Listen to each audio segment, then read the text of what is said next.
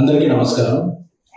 నేను ఇటీవల rhagon audio function జరిగితే రిలీజ్ ఫంక్షన్, దాంట్లో ఒక సరదాగా ఒక తెలుగు అమ్మాయిలతో పని చేయను అన్నట్టు ఒక హెడ్డింగ్స్ అనే యూట్యూబ్ లో కొన్ని వెబ్సైట్లు తెలుగు అమ్మాయిలతో ఇక పని చేయను అన్న ఎస్కే, తెలుగు అమ్మాయిలతో ఇబ్బందులు ఉంటున్నాయి అన్న ఎస్కే అనే విధంగా ఇదవుతుంది. ఈ మధ్యకాలంలో తెలుగు అమ్మాయిలు ఎక్కువగా ఇండస్ట్రీకి పరిచయం చేసిన అతి కొద్దిమంది నిర్మాతలు నేను ఒకరిని. రేష్మ, ఆనంది, మానస, ప్రియాంక జావల్కర్, వైష్ణవి చైతన్య,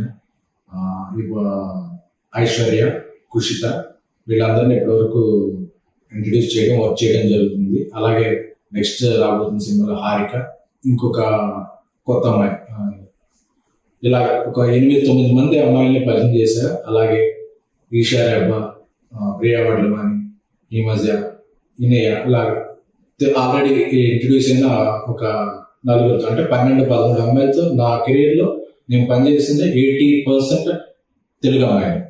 సో నేను టార్గెట్ పెట్టుకున్నా, నేను తెలుగు జర్నలిస్ట్గా నా కెరీర్ స్టార్ట్ చేశాను కాబట్టి నేను అనుకున్న టార్గెట్ ఏంటంటే ఒక 25 మంది అమ్మాయిలు, వాళ్ళు వేరే ఫీల్డ్, హీరోయిన్గా, రైటర్గా, ఆర్ట్ డైరెక్టర్గా, ఎగ్జిక్యూటివ్ ప్రొడ్యూసర్గా, డైరెక్టర్గా, నాకు తెలిసిన సర్కిల్ నుంచి 25 మంది తెలుగు అమ్మాయిని నా పరంగా ప్రోత్సహించాలి, ఎంకరేజ్ చేయాలని. అంటే మనం పరిచయం చేసిన వాళ్ళందరూ టాప్కి వెళ్ళిపోరు, అందరూ బాటం వెళ్ళిపోరు. బట్ మొదటి అవకాశం ఇవ్వడం అనేది ఒక ఇంపార్టెంట్. సో ఇప్పుడు నా నెక్స్ట్ 3 సినిమాలు తెలుగు అమ్మాయిలే. అందులో ఆర్ట్ డైరెక్టర్ తెలుగు అమ్మాయి, ఎగ్జిక్యూటివ్ ప్రొడ్యూసర్ తెలుగు అమ్మాయి, రైటర్ కూడా తెలుగు అమ్మాయి.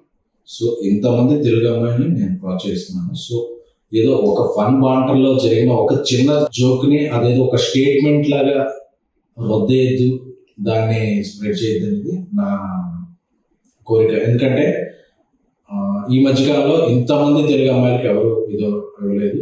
ప్లస్ నేను దాన్ని ఒక ఉద్యమంలా ముందుకు తీసుకెళ్తున్నాను కాబట్టి ఏదో ఒక జోక్లా తీసుకున్న తప్ప దాన్ని ఒక స్టేట్మెంట్లా తీసుకుని ఇక తెలుగు అమ్మాయిలకి అవకాశం ఇవ్వలేదు. ఎందుకంటే నేను చేస్తున్న సినిమాలు, చేయబోయే సినిమాల్లో కూడా నా ఫస్ట్ ప్రిఫరెన్స్ తెలుగు అమ్మాయిలకే. సో దీంట్లో ఇక ఎటువంటి ప్రచారాలకి తావే వద్దని కోరుకుంటున్నాను.